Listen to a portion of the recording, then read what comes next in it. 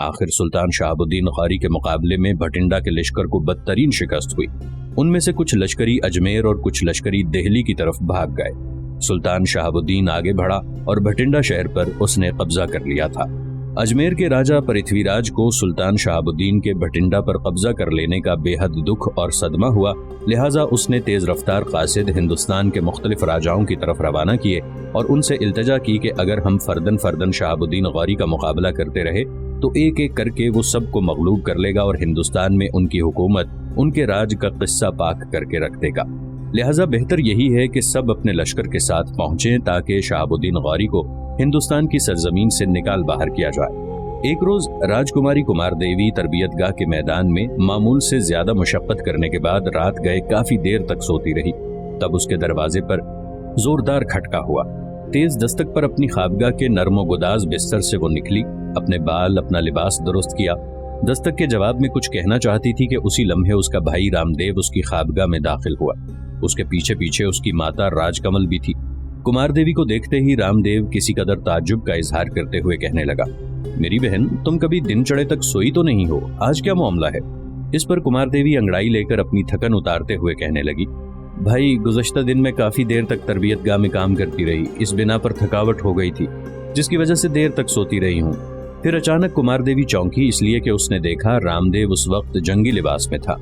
हैरत से उसकी तरफ देखते हुए पूछ लिया, भाई क्या बात है, आज ये लिबास तुमने क्यों कर और कैसे पहन लिया? इस सवाल पर रामदेव के लबों पर हल्की सी मुस्कुराहट नमूदार हुई। कुमार देवी को मुखातिब करके कहने लगा, मेरी बहन, मैं और पिताजी लश्कर लेकर दरियाई सरस्वती का रुख कर रहे हैं, इसलिए कि रामदेव को रुक जाना पड़ा। राजकुमारी कुमार देवी उसकी बाट काटते हुए बोल उठी, आप और पिताजी कहीं जाने के लिए तैयार भी हुए और मुझे खबर भी नहीं की। आप जानते हैं मैं लश्कर में शामिल होंगी, यहाँ बेकार नहीं पड़ी रहूंगी। मैं जानता हूँ तुम लश्कर में शामिल होना पसंद करोगी, इसीलिए तो तुम्हें जगाने आया हूँ। लिहाजा अगर जाना है तो फिलफौर तैयार हो जाओ, अभी तुमने खाना भी खाना होगा। इतनी देर तक लश्कर भी तैयार हो जाएगा, फिर यहाँ से कूच किया जाएगा। रामदेव के खामोश होने पर कुमार देवी ने फिर पूछ लिया, भाई, ये तो आपने बताया नहीं, लश्कर इतनी दूर दरियाए सरस्वती की तरफ क्यों जाएगा? वहाँ क्या हादसा पेश आ गया है? दरियाए सरस्वती का इलाका तो अजमेर के राजा पृथ्वीराज की अमलदारी में पड़ता है, क्या उस पर कोई मुसीबत नाजिल हो गई है? जवाब में बड़ी संजीदगी में रामदेव कहने लगा, मेरी बहन, तुम्हारा अंदाजा दुरुस्त है। सुल्तान शहाबुद्दीन पृथ्वीराज के इलाकों पर हमलावर हुआ है और उसके एक शहर भटिंडा पर उसने कब्जा कर लिया है।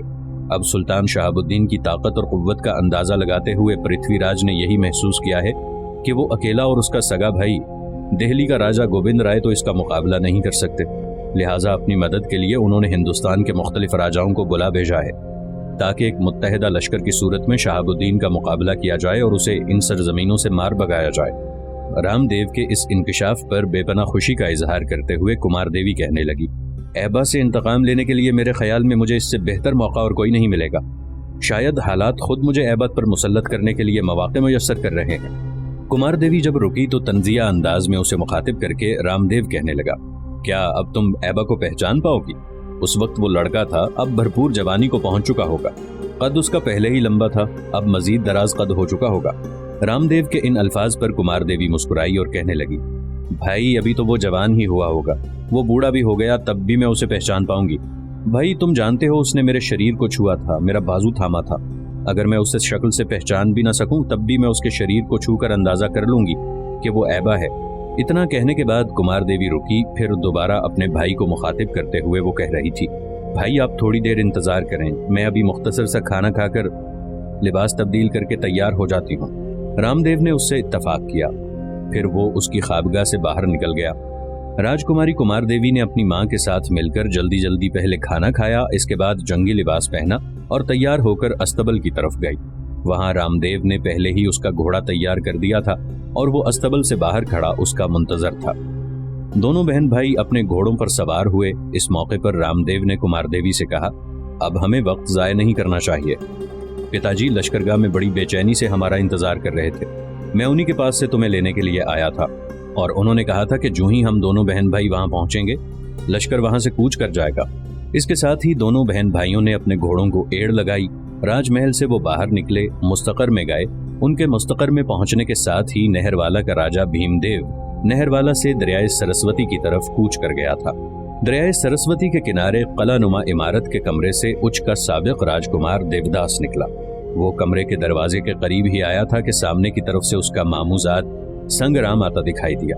आते ही संग्राम ने देवदास का हाथ अपने हाथ में लिया, फिर बड़ी हमदर्दी में उसे मुखातिब करके कहने लगा, भाई मैं तुम्हारे लिए एक बड़ी अच्छी खबर लेकर आया हूँ। देवदास संग्राम को खींचते हुए अपने कमरे में ले गया। दोनों आमने सामने नशिस्तों पर बैठ गए। फिर बड़ी दिलचस्पी का इजहार करते हुए देवदास कहने लगा, अब कहो भाई तुम मेरे लिए क्या अच्छी खबर लेकर आए हो। संग्राम ने होंठों पर जबान फेरी, फिर बड़े गौर से देवदास की तरफ देखते हुए कहने लगा, तुम्हारे लिए अच्छी खबर यह है कि नहरवाला का राजा अपने लश्कर के साथ दरियाए सरस्वती की तरफ आ रहा है। यकीनन उसके लश्कर में उसका बेटा और बेटी दोनों शामिल होंगे। जिन हालात के तहत वो आ रहे हैं वो तुम्हें खबर ही है। भटिंडा पर मुसलमानों के सुल्तान शहाबुद्दीन ने कब्जा कर लिया है। अब अजमेर का राजा पृथ्वीराज शहाबुद्दीन गौरी को भगाना चाहता है। इस बिना पर उसने हिंदुस्तान के सारे राजों से शहाबुद्दीन गौरी के खिलाफ मदद तलब कर ली है। इसी तलबी के जवाब में नहरवाला का राजा भीमदेव अपने लश्कर के साथ दरियाए सरस्वती का रुख किए हुए है। यहाँ तक कहने के बाद संग्राम रुका। फिर बड़े दिलचस्प अंदाज में वो देवदास की तरफ देखते हुए कहने लगा, देवदास मेरे भाई, जहाँ तक मुझे इत्तला मिली है इसके मुताबिक हिंदुस्तान के सारे राजा दरियाए सरस्वती के किनारे तराइन के मकाम में जमा होंगे। ये मैदान हमसे कुछ ज्यादा दूर नहीं है। जैसा कि तुमने कहा है कि राजकुमारी कुमार देवी घुड़दौड़ की बड़ी शौकीन है, तराइन के मैदानों में क़याम के दौरान भी अगर वो घुड़दौड़ के लिए इधर उधर निकलती है तो मैं समझता हूँ हम दोनों भाई उस पर निगाह रखेंगे। अपने साथ कुछ मुसल्ला जवानों को भी ले जाएंगे। खुद सामने नहीं आएंगे। मुसल्ला जवानों के जरिए राजकुमारी को उठाएंगे और इसी इमारत में लाकर इसे रख लेंगे। इसके बाद उससे अच्छा सलूक करेंगे। मेरे ख्याल में अगर हम ऐसा करने में कामयाब हो गए तो फिर तुम्हें राजकुमारी को अपनी तरफ माइल करने में कोई ज्यादा दिक्कत पेश नहीं आएगी। संग्राम के इस इंकशाफ पर देवदास की खुशी, उसकी मसरत की कोई इंतहा न थी।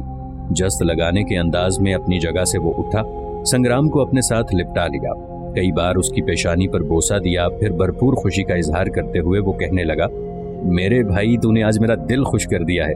नहरवाला का राजा अगर अपने लश्कर के साथ तराइन के मैदानों का रुख कर रहा है तो मैं यकीनन कह सकता हूँ कि राजकुमारी लश्कर में शामिल होगी।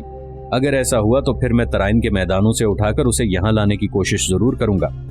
देवदास के खामोश होने पर संग्राम फिर बोल पड़ा, मेरे भाई ये खबरें भी आई हैं कि राजा पृथ्वीराज और उसका भाई गोविंद राय और कुछ दूसरे राजा अपने अपने लश्करों के साथ दरिया सरस्वती के किनारे तराइन के मैदानों का रुख कर रहे हैं। मेरे ख्याल में हमें भी इस लश्कर में शामिल हो जाना चाहिए।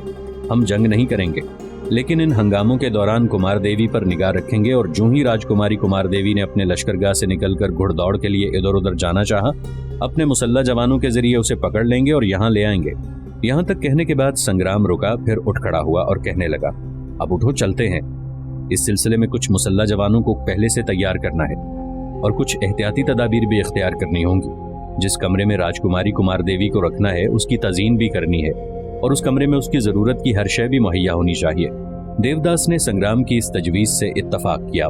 फिर दोनों एक दूसरे का हाथ थामते हुए उस कमरे से निकल गए। भटिंडा फतह करने के बाद एक रोज सुल्तान शहाबुद्दीन गौरी शहर में एक जगह कुतुबुद्दीन ऐबक, हाजिब मोहम्मद अली गाजी, वजीर ज़ियाउल मुल्क, मोहम्मद अब्दुल्ला संजरी, अब्दुल जब्बार गीलानी और कुछ दूसरे सालारों और उमरा के साथ बैठा हुआ था कि ऐबा वहां नमूदार हुआ और सुल्तान शहाबुद्दीन के सामने आ रुका। बुलंद आवाज में सलाम कहा, फिर सुल्तान को मुखातिब करके कहने लगा, सुल्तान मोहतरम, आपने मुझे तलब किया है। सुल्तान शहाबुद्दीन ने मुस्कुराते हुए गर्दन असबात में हिलाई, हाथ के इशारे से उसे अपने सामने एक खाली जगह पर बैठने के लिए कहा। जब ऐबा बैठ गया तब कुछ देर खामोशी रही। इस दौरान सब खामोश थे, लेकिन कुतुबुद्दीन ऐबक धीमे धीमे अंदाज में मुस्कुरा रहा था। यहाँ तक कि सुल्तान शहाबुद्दीन गौरी ने ऐबा को मुखातिब किया, ऐबा मेरे बेटे, मैं जानता हूँ तुमने चंद हफ्ते नहरवाला की राजकुमारी के पास क़याम किया था और इस क़याम के नक़ूश जरूर तुम्हारे दिल पर सब्त हुए होंगे और तुमने राजकुमारी को पसंद करना शुरू किया होगा, उससे मोहब्बत करने लगे होगे। राजकुमारी भी तुम्हें चाहने लगी होगी, लेकिन हालात ने ऐसा पलटा खाया कि तुम्हें वहां से निकलना पड़ा। अब मैं तुमसे पूछता हूँ कि नहरवाला की राजकुमारी कुमार देवी को छोड़कर कोई ऐसी लड़की है जो तुम्हें पसंद आई हो, जिसने तुम्हारे दिल में घर कर लिया हो और जिसके लिए तुम्हारा दिल चाहता हो कि तुम उसे अपनी जिंदगी का साथी बनाओ? सुल्तान शहाबुद्दीन गौरी जब खामोश हुआ तो अजीब से अंदाज में सुल्तान की तरफ देखते हुए ऐबा कहने लगा, सुल्तान मोहतरम, शहर के इंतजामी मामलात को छोड़कर आज ये नया और अनोखा मौजू क्यों शुरू हो गया? ये मौजू छिड़ना चाहिए, इसलिए कि जिस कदर मेरे सालार और उमरा इस वक्त यहाँ बैठे हुए हैं सब शादीशुदा हैं सिवाय तुम्हारे। मैं चाहता हूँ तुम्हारी भी शादी किसी मुनासिब जगह हो जाए, ऐसी जगह जहाँ तुम्हारी पसंद हो। सुल्तान के खामोश होने पर ऐबा ने गौर से सुल्तान की तरफ देखते हुए कहना शुरू किया, सुल्तान मोहतरम, मैं इस सिलसिले में क्या कह सकता हूँ, मेरे लिए आप ही सब कुछ हैं। अगर आप चाहते हैं कि मुझे शादी कर लेनी चाहिए तो मैं कर लेता हूँ। जहाँ आप शादी का एहतमाम करेंगे वहाँ कर लूँगा, इसलिए कि मैं ख्याल करता हूँ कि आप जो भी फैसला करेंगे इसमें मेरी बेहतरी होगी। ऐबा के इस गोलमोल जवाब पर सब हंस दिए थे। सुल्तान शहाबुद्दीन गौरी के चेहरे पर भी तबस्सुम नमूदार हुआ था।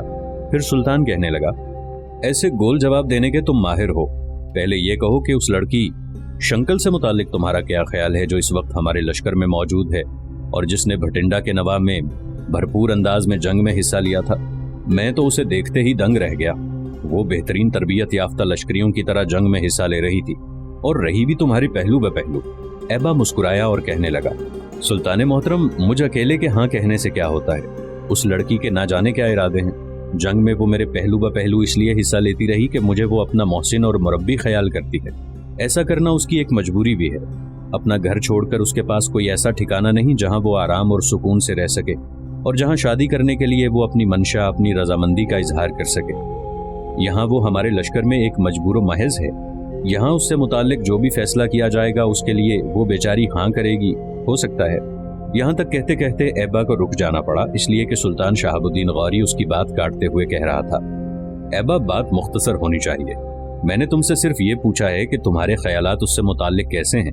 ऐबा संजीदा हो गया, फौरन कहने लगा, सुल्तान मोहतरम, वो एक बड़ी अच्छी लड़की है, खूबसूरत है और अब तक जो उसके साथ रहते हुए उसे समझ चुका हूँ उसके मुताबिक वो वफादार और जानिसार है। सुल्तान शहाबुद्दीन के चेहरे पर तबस्सुम नमूदार हुआ।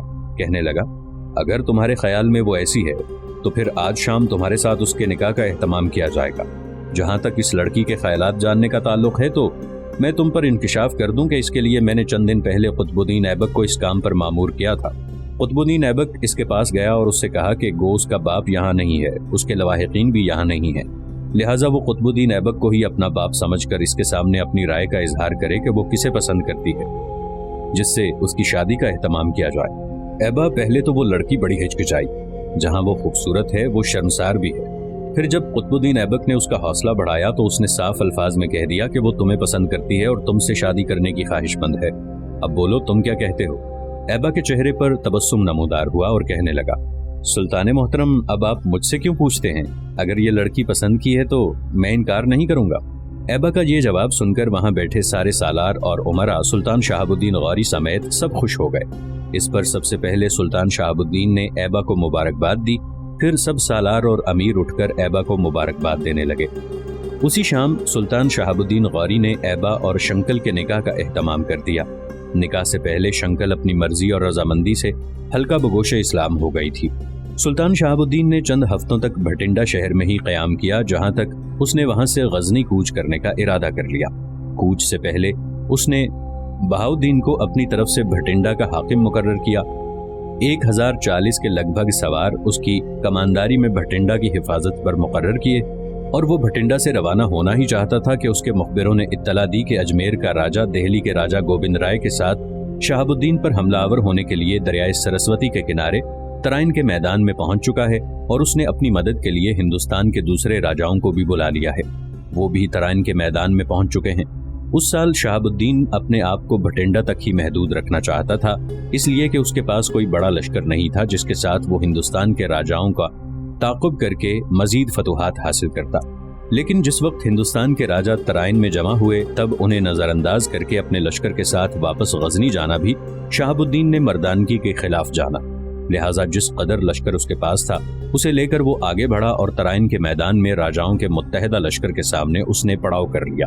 अजमेर के राजा पृथ्वीराज और उसके भाई दिल्ली के राजा गोविंद राय दोनों के पास जो लश्कर था इसमें 2 लाख सवार लगभग 3000 हाथी थे। बाकी उसके लश्करी इसके अलावा थे। तराइन के मैदानों में आखिर एक दूसरे से जंग करने के लिए दोनों लश्कर अपनी अपनी सफ़ें दुरुस्त करने लगे। पृथ्वीराज और गोविंद राय दोनों ने 3000 हाथियों को अपने लश्कर के आगे रखा। मुसलमानों के लिए ये बड़ा नाजुक मरहला था। हाथियों से निमटने के लिए वो पेशबंदी करने लगे थे। इसके अलावा सुल्तान शहाबुद्दीन ने दुश्मनों के लश्कर का जायजा लिया तो उसके अपने लश्कर से दुश्मन का लश्कर कई गुना बड़ा था। जहां तक निगाह काम करती थी दुश्मन के लश्करियों के सर ही सर दिखाई देते थे। जंग शुरू होने से पहले पृथ्वीराज, उसके भाई गोविंद राय और दूसरे राजाओं के लश्कर की कैफियत अजीबोगरीब थी। हथियारों के बजने की आवाजें दूर दूर तक सुनाई दे रही थीं। बड़े बड़े तेबल, बड़े बड़े करने बजा बजा कर लश्करियों को मुसलमानों के खिलाफ जोश दिलाया जा रहा था। लश्कर के आगे 3000 हाथी मस्त अंदाज में अपनी सूंडें लहराते हुए चीख चिंगाड़ रहे थे। आखिर दोनों लश्कर तराइन के मैदान में एक दूसरे पर हमलावर हुए। तराइन का मैदान दिल्ली से 40 कोस के फासले पर दरिया सरस्वती के किनारे वाक़ है। इस तरफ के लश्करी जी तोड़ कर लड़े, अपनी जांबाजी के जौहर दिखाने लगे। राजाओं का लश्कर तादाद में बहुत ज्यादा था। सुल्तान शहाबुद्दीन के लश्करी कम थे, लिहाजा मुख्तलिफ समतों में मुसलमान लश्करियों के कदम उखड़ने लगे। सुल्तान शहाबुद्दीन के लश्कर का मैमना और मैसरा खाली होने लगे थे। उस वक्त राजाओं के लश्कर का बहुत ज्यादा दबाव था। कल्बे लश्कर में अलबत्ता अभी तक अफरा तफरी मची हुई थी और लश्करी डट कर दुश्मन पर हमलावर हो रहे थे और उनके हमलों को रोक रहे थे।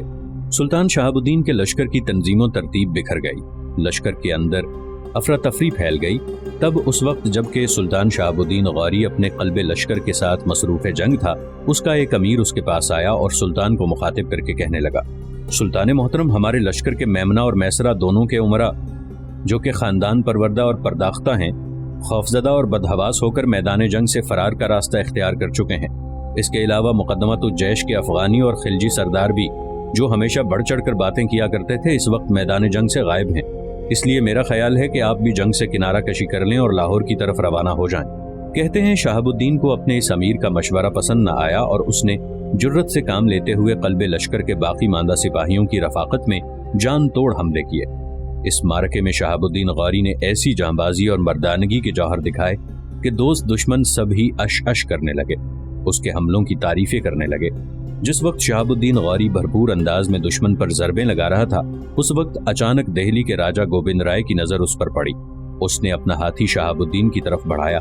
शहाबुद्दीन ने जब देखा कि गोविंद राव अपना हाथी आगे बढ़ा रहा है और उस पर हमला आवर होना चाहता है, तब शहाबुद्दीन ने अपना नेज़ा संभाल कर कुछ इस तरह उसे मारा कि नेज़े का एक हिस्सा गोविंद राय को लगा और उसके दोनों दांत टूट गए। इस मौके पर अपने हाथी को बढ़ाता हुआ गोविंद राय करीब आ गया था। अपनी तलवार बुलंद करके उसने शहाबुद्दीन गौरी पर गिराई। शहाबुद्दीन दिफा न कर सका, इसलिए उसने गोविंद राय को नेज़ा मारा था और इस वक्फे के दौरान अभी तक वो अपनी तलवार पर गिरफ्त न कर सका था, जिसकी वजह से गोविंद राय का तलवार का वार शहाबुद्दीन पर असरअंदाज हुआ और शहाबुद्दीन बुरी तरह जख्मी हो गया।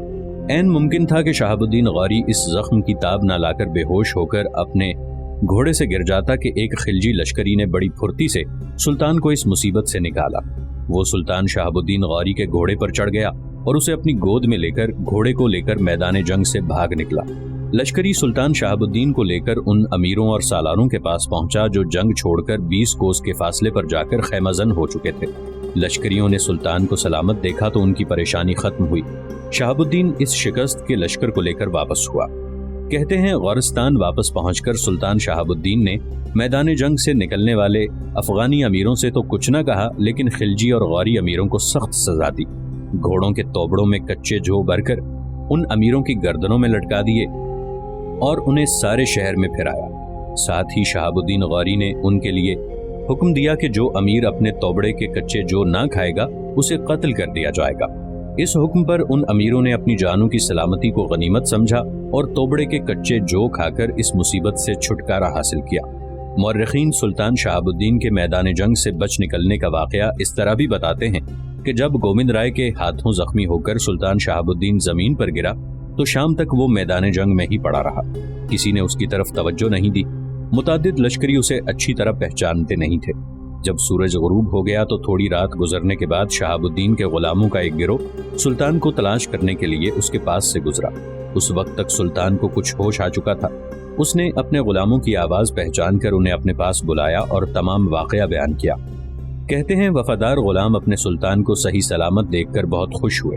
उसे वहां से उठाकर उस जगह ले गए जहां मैदान जंग से फरार होने वाले अमीरों और लश्करियों ने पड़ाव कर रखा था। सुल्तान शहाबुद्दीन गौरी को शिकस्त उठाने और गौरिस्तान की तरफ जाने के बाद अजमेर का राजा पृथ्वीराज अपने दूसरे राजाओं के साथ मिलकर बैठा हुआ अपने दूसरे राजाओं के साथ मिलकर भटिंडा पर हमलावर हुआ। भटिंडा में उस वक्त सिर्फ 1040 मुसलमान लश्करी थे। उन्होंने कमाल जुर्रतमंदी से हमलावरों का मुकाबला किया और यहाँ तक कि दुश्मन को उन्होंने शहर में दाखिल न होने दिया। آخر محاصرہ جب طول پکڑ گیا تو شہر میں قحط کے آثار شروع ہو گئے، جس کی بنا پر بہاؤالدین ٹونکی نے شہر راجہ پرتھوی راج کے حوالے کر دیا۔